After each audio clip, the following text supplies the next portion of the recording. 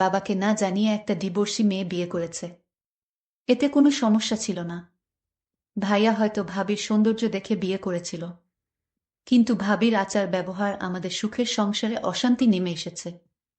আমার বয়স খুব কম হলেও আমি ভাবির সকল কর্মকাণ্ড বুঝতে পারি, কিন্তু ভাবির এরকম বাবা মায়ের উপর অত্যাচার আমার কিছুতেই সহ্য হতো না। আর ভাইয়া তো চাকরির কাজে শহরে থাকত। একদিন ভাবিকে হোটেলে নিয়ে গেলাম, আর হোটেলে নিয়ে যা করেছিলাম তা শুনলে তোমাদের মাথা গরম হয়ে যাবে। তাহলে মূল ঘটনাটি বলি। এইমাত্র আমি ৫০০ টাকার ৩টা নোট ড্রেসিং টেবিলের উপর রেখে কিচেনে গেলাম, এখন দেখি টাকাটা নেই। সোহান, টাকাটা কি তুমি নিয়েছ?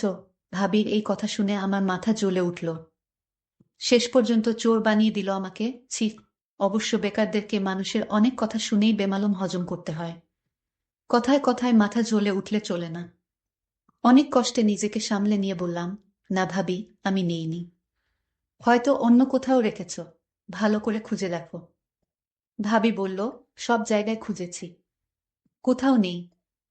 তুমি একটু মনে করে দেখো। এমনও তো হতে পারে তুমি মনের ভুলে নিয়ে মানিব্যাগে ঢুকিয়ে ফেলেছ, এখন মনে করতে পারছো না। এবার সত্যি সত্যি মাথায় আগুন চলে গেল। আমি খুব হালকা স্বরে বললাম, ভাবি, তুমি যেভাবে আমাকে অপমান করছো, এর মধ্যে যে চূড়ান্ত রকমের একটা ছোটলোকি আছে। তুমি কি তা বুঝতে পারছো? এই কথায় ভাবি শ্রাব্য অশ্রাব্য ভাষায় যা বলা শুরু করলো, তাতে তাকে আর একটা ভদ্র বাড়ির ছেলে, বউ কিংবা কোনো ভালো ঘরের মেয়ে বলা যায় না। এক পর্যায়ে সে বলেই ফেলল, ধামরা একটা ছেলে বছরের পর বছর ভাইয়ের ঘাড়ে বসে বসে হাতির মতো গিলছে। ৪ পয়সা ইনকামের মুরদ নেই, সে কি না আমাকে বলে ছোটলোক। আমি বারবার এদিক ওদিক তাকাচ্ছি, যেন মা এইসব কথা কোনোভাবে শুনতে না পায়। এমনিতেই সে স্ট্রোকের রুগী, কোনোভাবেই উত্তেজিত হতে পারে, এমন কিছু শুনতে দেয়া যাবে না তাকে। এরপর আর কোনো কথা জোগালো না আমার মুখে। নিঃশব্দে বাড়ি থেকে বের হয়ে গেলাম। বেলা বাজে 10টা 56। রোদ তেতে উঠেছে। আষাঢ় মাস, অথচ বৃষ্টির নামগন্ধও নেই। রোদের তাপে যেন রাস্তার পিচ গলে স্যান্ডেলে লেগে যাচ্ছে। এখন কোথায় যাব আমি? লকডাউনের ভেতর কারো বাড়ি যাওয়া যাবে না। আমাদের বাড়িটা চাঁদপুর শেরশাহ সুরি রোডে। এখান থেকে হেঁটে হেঁটে রেসিডেন্সিয়াল কলেজের পাশ দিয়ে চন্দ্রিমা উদ্যানে চলে যাওয়া যায়। বসার জন্য খুব নিরিবিলি একটা জায়গা। আমার একটা নিরিবিলি জায়গায় এখন সবচেয়ে বেশি দরকার। খুব কঠিন একটা সিদ্ধান্ত আমাকে নিতে হবে, এবং সেটা আজই, এখনই। একটা ভবনের পেছন দিকে লেকের পাড়ে নিরিবিলি একটা জায়গা দেখে বসে পড়লাম। সংসারের হিসাবটা কিছুতেই আর মিলছে না। অল্প কিছু দিনের ভেতর সবকিছু কেমন এলোমেলো হয়ে গেল। অথচ আমাদের সংসারটা ছিল ছবির মতো সুন্দর, গোছানো, পরিপাটি। সেই ছবির রং ঝাপসা হতে শুরু করলো এক সময়। বাবা মারা গেল প্রায় 5 মাস হতে চলল। এরপর থেকে সেই ছবির শুধু ফ্রেমটাই রয়ে গেল, বাদবাকি সব হারিয়ে গেল কোথায় যেন। এই তো সেদিনের কথা, আমরা দুই ভাই আর বাবা মা মিলে একসাথে ক্যারাম খেলেছি। বাবা একটু সময় বের করতে পারলেই ফুরুত করে ঘুরতে গিয়েছে আমাদেরকে। বাড়িটা সারাক্ষণ হাসি আর আড্ডায় গমগম করত। আর আজকের অবস্থা দেখলে নিজেই অবাক হই। মনে হয় আদৌ এইটা আমাদের বাড়ি।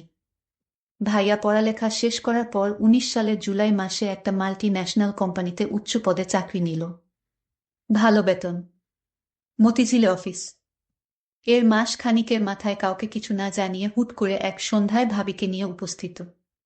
তারা নাকি গোপনে কাজী অফিসে গিয়ে বিয়ে করেছে। ভাবির বাড়ি কুমিল্লার বরুড়ায়। ফেসবুকে পরিচয়, সেখান থেকে প্রেম, আর তারপর বিয়ে। ভাবির এর আগেও একটা বিয়ে ছিল, সে পর আমার ভাইয়ার সাথে তার পরিচয়। আমরা সবাই খুব আপসেট হলাম এই ঘটনায়। ভাইয়ার মতো একটা চমৎকার গোছালো এবং দায়িত্বশীল ছেলে কাউকে কিছু না জানিয়ে এভাবে বিয়ে করে ফেলবে, এটা মানাই যায় না। আর তাছাড়া আমাদের বাড়িতে যদি অমত করার মতো কেউ থাকতো, তাহলে ভিন্ন কথা ছিল। আমরা দুই ভাই মোটামুটি বড় হলে বাবা মা আমাদেরকে খুব পরিষ্কারভাবে বুঝিয়ে বলেছে যে জীবনে চলার পথে কাউকে ভালো লাগতেই পারে। এটা খুবই স্বাভাবিক। এমন কিছু হলে অবশ্যই যেন সবার আগে বাড়িতে শেয়ার করি। আজ পর্যন্ত আমাদের দুই ভাইয়ের কোনো যৌক্তিক কাজে বাবা মা বাধা দেয়নি, বরং সব সময় উৎসাহ দিয়ে এসেছে। সেখানে ভাইয়ার কাছ থেকে এটা কেউই আশা করেনি। এই ব্যাপারটা নিয়ে বাবাই সবচেয়ে বেশি আপসেট হয়ে পড়ল। মা তাকে বোঝাতে চেষ্টা করল যে রাব্বি যদি মেয়েটাকে নিয়ে সুখী হতে পারে তাহলে আমাদের আর আপত্তি করে লাভ কি, যা হওয়ার তা তো হয়েই গেছে।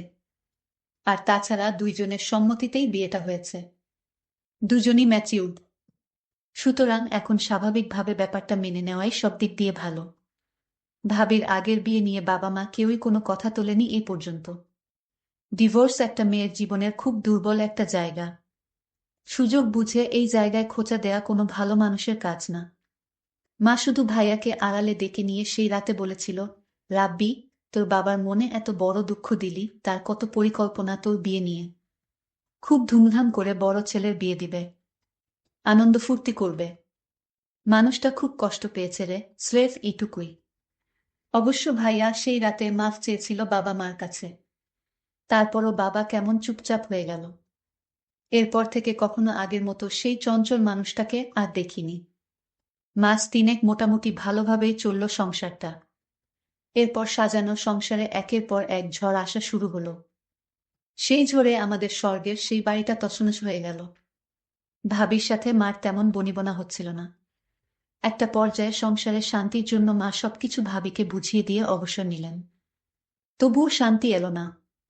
ভাবি চাইল তার আলাদা একটা সংসার, যে সংসারে শ্বশুর শাশুড়ি আর দেবরের মতো বাড়তি ঝামেলা থাকবে না। আমাকে ভাবি নিজে টাকা লুকিয়ে আমার উপর ছাপিয়ে দিয়েছে। ভাইয়া যেন আমায় ভুলে বুঝে আলাদা হয়ে যায় এই জন্য। এটা আমি বুঝতে পেরেছিলাম। যখন এইভাবে ভাবি আমাকে পাশাতে পারল না, তখন ভাবির মনে অন্য চিন্তা ভর করল। আমি সব সহ্য করতে পারি, কিন্তু মা বাবাকে নিয়ে কোনো কথা আমি সহ্য করতে পারি না। আমাকে ভাবি মিথ্যা দোষারোপ করুক, এত আমার কোনো সমস্যা নাই, কিন্তু বাবা মাকে নিয়ে কোনো অপমান, এটা আমি সহ্য করতে পারবো না। কিভাবে আমাকে ভাইয়ার চোখে খারাপ বানানো যায়, এই সুযোগ ভাবি সবসময় খুঁজত। কিন্তু আমি তো আর বোকা না যে ভাবির মতলব আমি বুঝি না। বয়সটা হয়তো কম হতে পারে। ভাবি বাবার সাথে তেমন ভালোভাবে কথা বলতো না। বাবাকে ভাবি চা বানিয়ে দিত কোনোরকম ভাবে। এতে বাবা মুখ বুজে সব সহ্য করত, ভাবিকে কোনো কিছুই বলতো না। আমি শুধু চেয়ে দেখতাম। তবে ভাবি দিন দিন মা বাবার প্রতি এক ধরনের অত্যাচার শুরু করলেন। সময় মতো মা বাবার খাবার দেওয়া, মা বাবার যত্ন কিছুই করতো না সে। আমি মা বাবাকে সব সময় বুঝাতাম, ভাইয়া হয়তো জীবনে বড় একটা ভুল করে ফেলেছে, কিন্তু এই ভুলের মাসুল কি তোমাদের দিতে হবে? এ আমি কিছুতেই হতে দিব না। ভাবিকে দেখতাম, বেশিরভাগ সময় দেখতাম ফোনে কার সাথে জানি কথা বলতো। ভাইয়া যখন বাড়িতে থাকতো না, তখন ভাবি কার সাথে যেন কথা বলতো ফোনে সারাক্ষণ। এই দৃশ্য আমি দেখতে পেতাম। একদিন আমি দেয়ালের ওপাশ থেকে শুনতে পেলাম ভাবি ফোনে বলল, কাল আমার স্বামী বাসায় থাকবে না, তুমি একটু আমার সাথে দেখা করো, জরুরি কথা ছিল। ভাবির এসব কথা শুনে আমি চমকে উঠি, তার মানে ভাইয়াকে এভাবে ভাবি ফাঁকি দিয়ে চলেছে। আর ভাইয়া কিছুই বুঝতেছে না। কিন্তু ভাইয়ার মতো আমি এতটা বোকা না যে আমার চোখ ফাঁকি দিয়ে থাকবে। আমি এরপর থেকে ভাবিকে চোখে চোখে রাখি। কখন কি করে কার সাথে কথা বলে সবকিছুর খবর আমি রাখি। অন্য একদিন ভাবি ফোনে বলল, কাল কিন্তু তোমার আসতেই হবে। আমি এই দিন বাড়ি থেকে এক পাও নড়লাম না। আমি আজ দেখব ভাবির ঘরে কে আসে। আমি অপেক্ষায় রইলাম লোকটিকে দেখার জন্য। রাত যখন 10টা বাজে, তখন দেখতে পেলাম ভাবির রুমে একটি ছেলেকে ঢুকতে। ছেলেটি ভাবিকে বলছে, তুমি কেন এখানে পড়ে আছো? ভাবি তখন বলল, আরে কিছুদিন আছি এখানে, আমার স্বামীর কাছ থেকে সিগনেচারটা নিতে পারলেই সকল সম্পত্তি আমাদের হয়ে যাবে। আমরা এই বাড়িটি বিক্রি করে অন্য কোথাও একটা বাড়ি রাখব, আর আমরা সুখে জীবন যাপন করব। ছেলেটি বলল, কখন করবে? আর কিছুদিন ধৈর্য ধরো প্লিজ, আমি একটা সুযোগ খুঁজতেছি। তারপর তারা দুজন দেখলাম ঘনিষ্ঠ হতে লাগলো। আমি জানালার পাকা দিয়ে তা ভিডিও করে ফেলি। এখন কোথায় যাবে ভাবি, তুমি তো আমার হাতে ধরা। তোমার সমস্ত প্ল্যান আমি মোবাইল দিয়ে রেকর্ড করেছি ভাবি।